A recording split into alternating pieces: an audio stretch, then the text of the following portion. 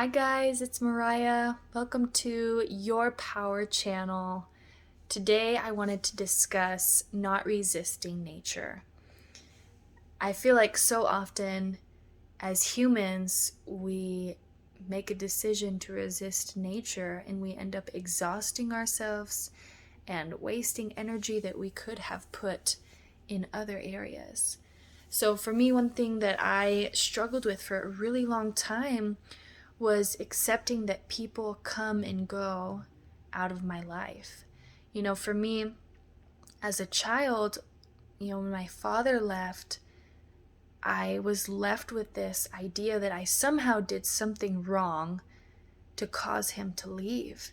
And so until then, I held on to that childhood wound of I need to do whatever it takes to keep people in my life, because that feeling of rejection, that feeling of, if someone left, it must have been because I did something wrong.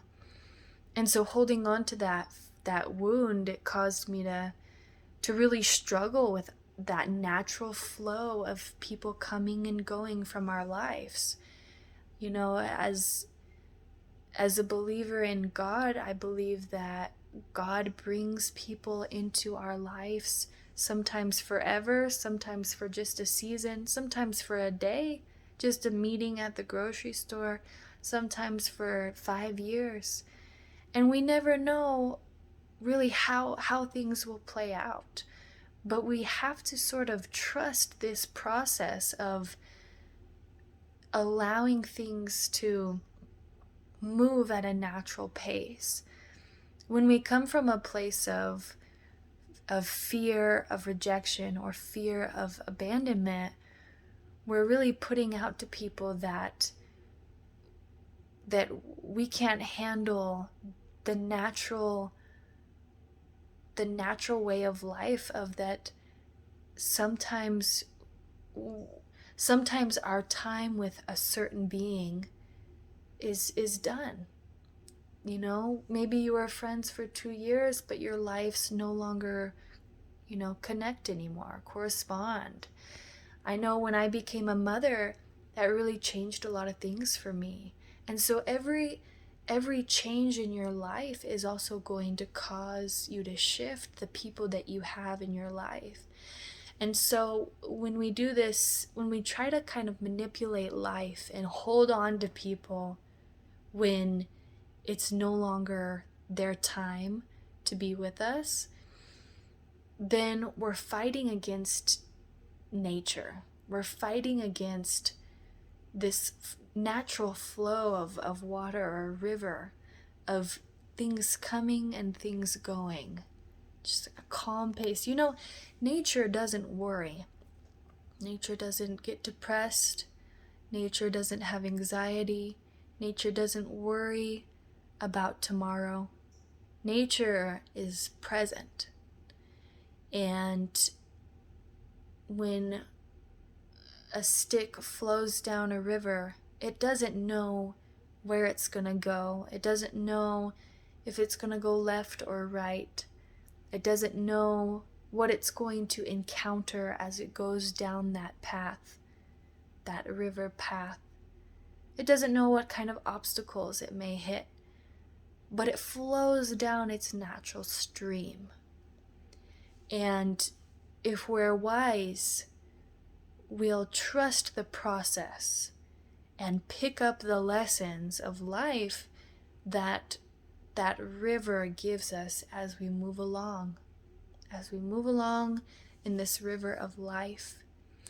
So allowing peace into your life, of acceptance of when someone's time in your life is now finished. Acceptance of that takes a lot of wisdom. Takes a lot of wisdom, and especially when it's people that we love the most and they walk out on us, or it's mutual and it's, a relationship that's no longer working. But we have to trust that God is paving the way for us, and that God knows who we need in our lives at the right time that we need it.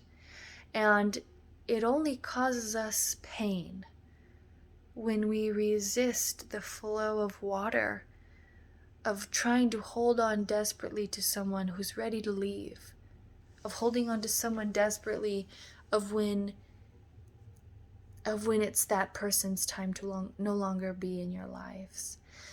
So for me, with the fear of abandonment, it was, for me, it was feeling like I didn't want to be forgotten by anyone.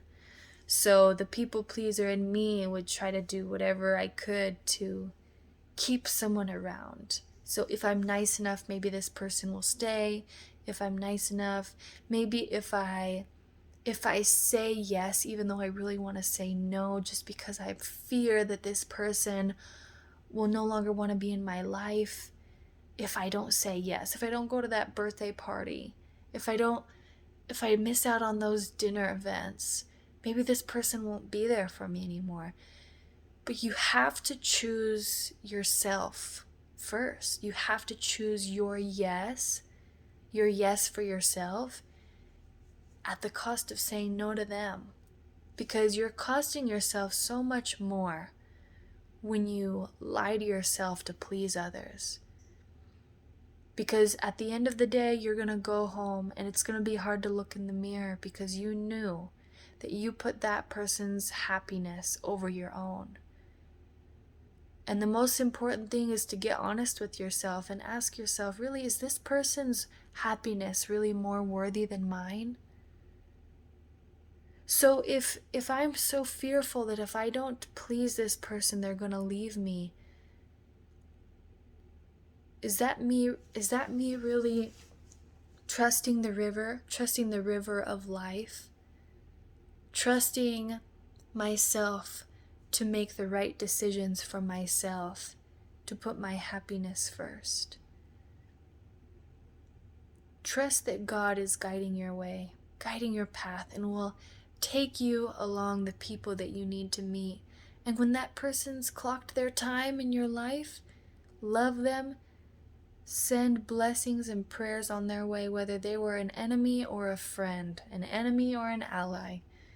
Send them on their way with love. Those who are to stay, those who are meant to stay will stay. And those who are meant to go to the next people in their lives, that's their next journey. Trust the process, trust the river, and trust yourself. Trust yourself enough to say no to others so you can say yes to yourself. Because in as much as you do that, you will protect your peace, you protect your happiness, and you will be more willing to float along the river of life of which God is guiding you. All right, guys. It was good sharing this message with you tonight, and I'll talk to you soon. Bye.